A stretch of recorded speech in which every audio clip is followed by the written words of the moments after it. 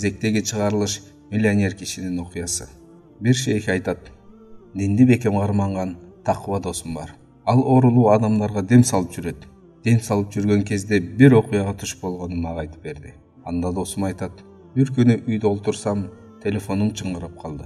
Карасам, бизнесмен адамдын баласы чалып жаткан экен. Экөөбүз учурашып, дем соолук сурашкандан кийин сөзүм мынтип баштады: сизден бир суранычым бар эле. Атабыз ооруп төшөккө жатып калды.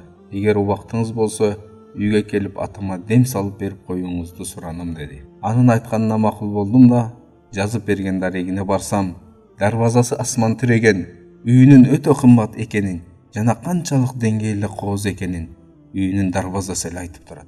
Жада калса ал жерге бир жакан айылдын эли да жашаса болчудай чоң хан сарай экен. Үйүнө жеткенде балдары тосуп алышты. Балдарынан ооруп жаткан атасы туурасында сурасам, балдарынын бири айтты: атамдын буга чейин боору ооруп жүрчү. Жакын арада доктурдун текшерүүсүнөн өтсөк, жыйынтыгы өтө өкүнүчтүү болуп чыкты. Доктур айтты: биз колубуздан келген жардамыбызды көргөздүк. Бирок атаңардын оорусу ракка айланып кеткенине байланыштуу. Бул дүйнөдө саналуу гана өмүрү калды деп. Ооруп жаткан атасынын бөлмөсүн көздөй бет алдык. Бөлмөгө жаңы эле кайрылып кирейин дегенимде, аркаман бир баласы келип колума кармап токтото калды да: шейх, кечиресиз, сизге бир нерсени айтабыз деп унутуп калыптырбыз дейт. Атабыз рак болуп ооруп жатканын билбейт. Себеби атабыз кандын натыйжасы кандай чыкты деп сураганда, натыйжа жакшы чыкты. Доктур жазып берген дары-дармекти ичсеңиз эле аягып кетесиз деп койгон элек. Эгерде болгонун болгондой айта турган болсок, кайгысы күчөп, атабыздын кан басымы көтөрүлүп, оорусуна оору кошулбасын деп ойлодук деди да, балдары мени ооруп жаткан атасынын бөлмөсүнө киргизишти. Бөлмөгө кирсем, керебетте жашы 50 чамасындагы киши жаткан экен. Рак болуп ооруп жатса дагы, дене мүчөсү жана келбети жашына кая болду экен. Кол алышып учураштым да, баш жак тарабына отурдум. Мени менен кошо балдары дагы атасын тегеректеп отурушту. Атасы башын көтөрүп балдарын бир карады да, балдарын бөлмөдөн чыгып кетүүлөрүн буйруду. Балдары бөлмөдөн чыгып эшикти жаап кетишти. Бөлмөдө ал экөөбүз гана калдык. Башын жерге салып бир аз унчукпай турду да, акыры чыдай албай көзүнө жаш алып ыйлап жиберди. Мен таң калып, эмне болду дедим. Ал айтты: мен бул байлыкты 30 жылдан бери чогултуп келдим.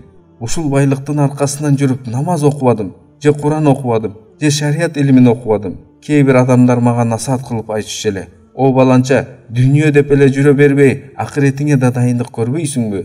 Жамаат менен намаз окубайсыңбы? Нафиле розолорду кармабайсыңбы? Балдарыңды исламга тарбиялабайсыңбы деп айтышканда, мен айтчым эле: мен азырынча жашмын. Жаштыгымда дүйнө топтоп ойноп күлүп алайын. 60ка чыкканда деле намаз окуп жетишем деп. Азыр болсо мына мынтип 60ка жетпей, ооруум күндөн күнгө күчөп баратат деп, ыйын андан да күчөттү. Мен айттым: сабыр кылыңыз, буйруса Аллах ооруңузга шифа берсе аягып кетерсиз. Азырынча колуңуздан келген ибадатыңызды кыла бериңиз. Өлүмдөн эч ким кутула албайт. Баарыбыз өлүм даамын татабыз. Эгер Аллах тагдырыңызга өлөт деп жазган болсо да, сиз өлгөндөн кийин чогулткан байлыгыңыздын жардамы тиер. Балдарыңыз сиздин атыңыздан мечит салышат. Сиздин атыңыздан жетим жесирлерге жардам беришет. Сиздин атыңыздан садака кылып турушат. Ар бир жакшылык иштеринде сизге дуба кылып турушат деп айтып жатсам, болду жетишет, токтотуңуз деп сөзүмдү бөлдү да, жаш балача ыйлап кирди. Балдарым менин атыман садака берет дейсизби? Балдарым менин атыма мечит курат дейсизби деп менин сөзүмдү кайта кайталап, өңгүрөп өксүп ыйлай берди. Сиз менин балдарымдын кандай экенин билбейсиз да деп шолоктоп ыйлай баштады. Мен ал жайын түшүнбөй, эмнеге деп сурадым. Ал айтты: менин балдарым менин астымда мени жакшы көргөн жана мага боору ачкандай болуп жүрүшөт. А бирок акыйкатта андай эмес экен да. Кече күнү балдарымдын баарысы мени тегеректеп бир топ убакытка чейин отурушту. Мен көзүмдү жумдум да, катуу уктап кеткен адамдай болуп, коңурук тартып уктамыш болуп койсом, мени чын эле уктап калды деп ойлошту да, бир аз убакыт өтпөй эле менин байлыгымды менин тирүү кезимде эле бөлүшө баштады. Ар бири акча көп түшө турган жерди алып калсам деп далбасташууда. Алардын арасынан бирөөсү дагы мурасты шарият жолунда кантип бөлөрүн дагы билишпейт. Баланча жердеги вилланы бирөөсү мен алам десе, анда бирөөсү баланча жердеги заводду мен алам деп талашып болуп туруп, акырында урушуп дагы кетишти. Андан кийин сөзүн улап: о шейх, мен дүйнө деп жүрүп, акыретиме эч нерсе кыла албадым деп көзүнөн жаштары куюлуп жатты. Мен ал жерден чыккандан кийин Аль-Хакка сүрөсүндөгү Аллахтын бул сөзү эсиме келди. Кыяматта адамдар айтышат: "Мага байлыгым да жардам бербеди, бийлигим да кыйроого учурады" деп. Бул ачуу чындык. Адам өлгөндөн кийин кабырга чейин 3 нерсеси ээрчип барат: үй бүлөсү, байлыгы жана кылган амалы. Алардын экөөсү кайтып кетет. Үй бүлөсү менен байлыгы. Ал эми бул дүйнөдө кылган амалы аны менен кошо кабырга керет. Жакшы амалдарды кылып жүргөн болсо, азаптардан коргоочу калкан болот. Ал эми жаман иштерди кылып жүргөн болсо, азаптоочу асбап болот. Чындыгында Аллах Таала кулдарына кыпындай да зулумдук кылууну каалабайт.